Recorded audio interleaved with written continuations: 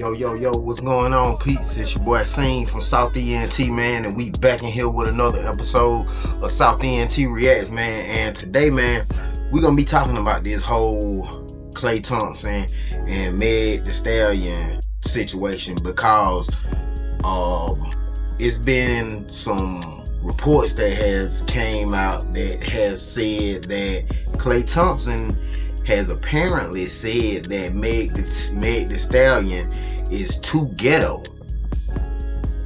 Now, I don't know if this true or not or whatever, because, obviously I wouldn't down no shit like that or whatever.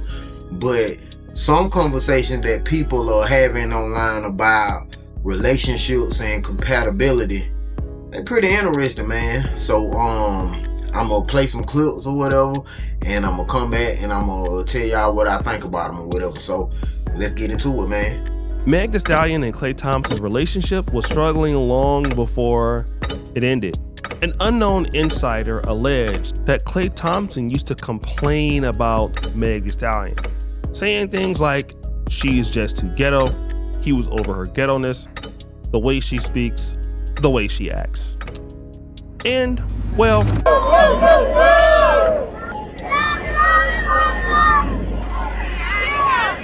alright, first thing, we don't even know if Klay Thompson actually said this. It came from an unnamed source. And see, now that's my problem with celebrity news. It's always somebody that knows somebody who knows somebody. So before we attack either one of them, we gotta keep that in mind. It might not even be true, but if it is true, then I think that this would be a question of compatibility more than anything. people came after Klay. You know who she is, you know what she represented, you know what she has done, and therefore you know that she is loud and she can be ghetto. Now, you knew all of these things about this woman on the outside looking. You knew who she was before you even established a relationship with her. Now, the lady speaking here is absolutely correct. A lot of times as men or even women, we know what we are signing up for, especially if you're a celebrity dating another celebrity. Now, in normal dating, you probably don't know how a person is until a few months, but it was clear as day that Klay Thompson understood what would come to pass if he got with Meg the Stallion. Now, this could be the strongest point in the conversation, because Meg the Stallion ain't just became Meg the Stallion when they started dating, you know what I mean? You got the music, interviews, the social media, we all can see and we all know, usually how Meg the Stallion show up, you know what I'm saying? So, everything that people are criticizing now, it was already there, you know what I'm saying? So I always wonder, when people start dating celebrities, are they actually dating the person, or are they dating the idea of the person? You feel what I'm saying? And this is the dilemma when dudes date chicks with problems that you don't like. Number one, if you get with them where they are, they assume that nothing is wrong with them. Let me say it again. They assume that nothing is wrong with them.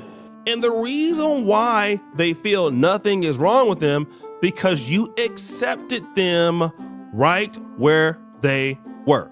And this creates a false sense of security for women. Now, I actually disagree with this one a little bit, because accepting somebody for who they are, don't automatically mean that you approve of everything that they do. You know what I mean?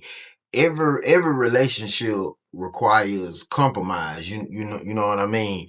So the real question is, I think, is what can you live with? Because everybody got flaws. You know what I'm saying? And so the issue is, we can assume that whenever there was conflict with Meg the Stallion, it was handled in this way. I'm not saying every time, but there were times where she behaved like this.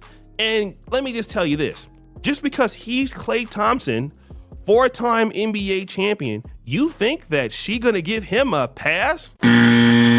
No, because remember, as y'all already said, he already signed up for the relationship.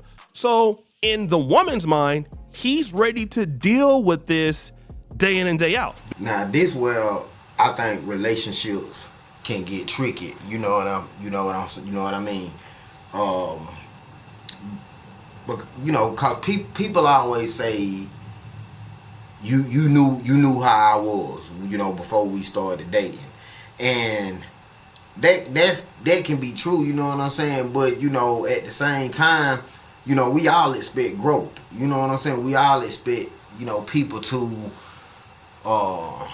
kind of evolve out of some of the bad habits or the things that they did when they were younger. You know what I mean? You don't want to be with somebody 20, 30 years and it's always, well, you know how I am, you know how I am, you know what I'm saying? Like, don't nobody really want to hear that, you know what I'm saying? Relationships require, adjustments from both people, you know what I'm saying? So I think that's a kind of slippery slope right there, You signed up for, that's the same exact thing that the young lady said to the guy. You knew what this was when you got with me. And then here comes the calculation. Clapping is good, but her attitude is poor. But the clapping and the other stuff outweighs the bad attitude. So for now, I'll keep her. And then it comes to a time where a man says, you know what? These other women that I used to deal with, they may not have had the booty bouncing and the exceptional clapping. And, but I can tell you that this other BS that I'm dealing with her ass over her, this is crazy. And I don't want to put up with this anymore. I actually found out that I don't want somebody just abrasive or speak their mind as much as she do, or just kind of outgoing. I really don't like that. I thought I liked that, but that's not what I really want. And when you look back at it all, you can go back and tell your friends, damn, she's hood. Damn, she's ghetto. Damn, she's this, and damn, she's that. It don't mean that you don't even like the lady.